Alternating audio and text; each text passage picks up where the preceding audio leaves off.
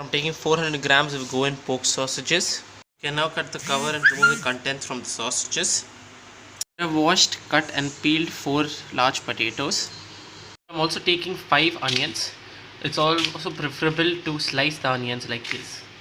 Take the pressure cooker, and before putting it on the flame, I'm going to empty the contents in the pressure cooker, which is the Goan sausages here.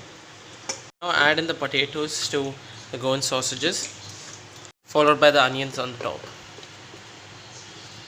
Also add half a cup of water to it.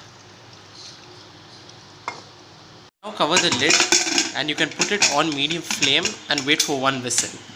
Pressure cooker on the stove. I'm now going to slice 2 tomatoes and 2 capsicums. After 1 whistle you can now release the steam. As you would have noticed, the onions have become nice and soft. At this point of time you can give it a mild stir. You can now add in the capsicum and also the tomatoes. You can now again switch on the flame and give it a good mix.